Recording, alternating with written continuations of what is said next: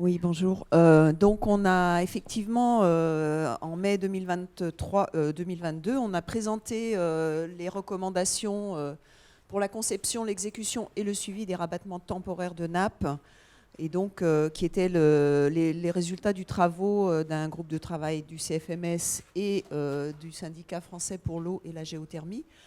Et au cours de ces discussions, on s'est aperçu que, d'abord, on n'a pas traité les essais d'eau parce que ça ne nous semblait pas être l'objectif de ce guide, mais on s'est aperçu qu'il y avait quand même beaucoup de questions, beaucoup de difficultés relatives à l'exécution des essais d'eau, à leur qualité, à leur interprétation, à leur représentativité. Et donc, on s'est dit à l'issue de ces travaux que qui nous paraissait approprié de travailler sur ce sujet et à travers un autre groupe de travail. Donc on a reçu le feu vert de la commission technique du CFMS et du Conseil, donc on les remercie parce que donc on va pouvoir engager ce travail. Donc l'objectif, enfin, comme c'est indiqué, ces essais d'eau, ils ont une importance cruciale pour les modèles qu'on va élaborer et pour les calculs qu'on va faire. Et sur même si on a une norme sur les essais géohydrauliques, c'est pas suffisant pour qu'il y ait une utilisation et une mise en œuvre qualitative de ces essais. Et donc c'est vers ça qu'on veut porter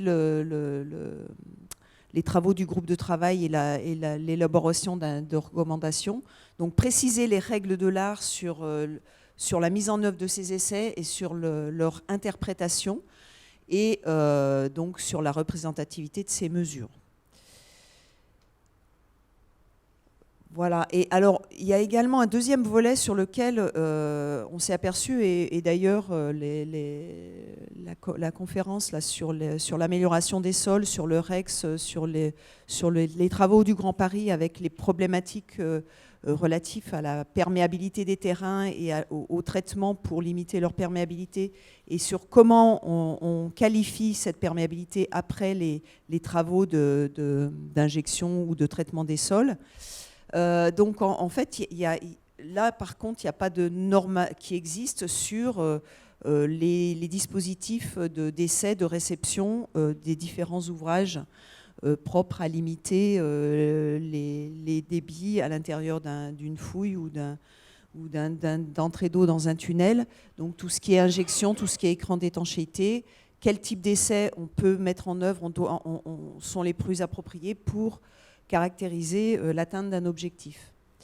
Voilà, donc ce groupe de travail va traiter également de ces essais de réception. Voilà, donc on démarre ce groupe de travail à l'automne, puisque là on va faire un appel à candidature. On va élaborer un état de l'art, on va définir un plan de travail. Et notre ambition, c'est d'aller assez vite, puisque si on arrive à avoir un texte martyr à l'automne 2024, ça veut dire qu'on n'aura travaillé qu'un an, sachant que le groupe de travail sur le rabattement de nappes a quand même duré au moins 3 ans, je pense. Bon, on a eu le Covid aussi qui nous a un peu ralenti, mais en tout cas, l'idée, c'est qu'en 2025, on puisse présenter un guide. Donc, c'est un peu ambitieux. Il y a, en termes de délai, je veux dire, en termes de contenu aussi, on a une ambition d'améliorer notre pratique sur les essais d'eau et leur représentativité. Donc, on a déjà des personnes du groupe de travail sur le rabattement de nappes qui sont intéressées pour rejoindre le groupe.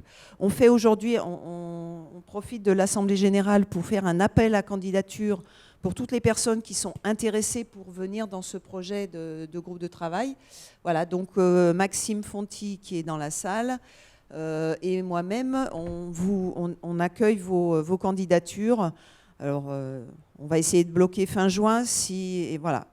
N'hésitez pas à diffuser autour de vous cette demande de candidature de façon à ce qu'on puisse démarrer à l'automne, effectivement, ces travaux.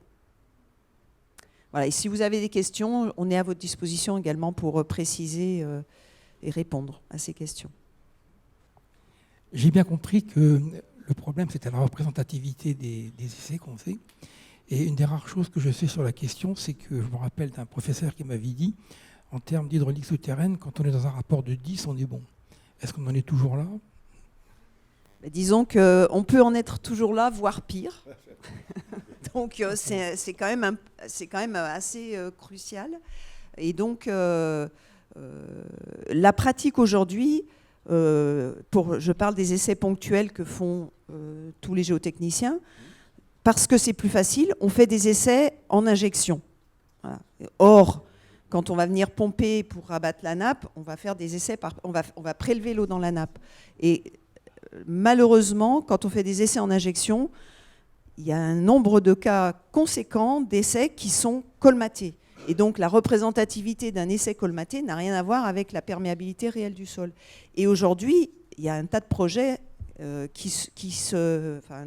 j'espère pas une majorité, mais en tout cas, si on ne va pas faire un pompage d'essais après les essais ponctuels, on ne vérifie pas forcément les perméabilités mesurées, et on a des déboires parfois en chantier qui ont des coûts conséquents. Donc oui, on en est toujours là sur l'ordre de grandeur des valeurs représentatives.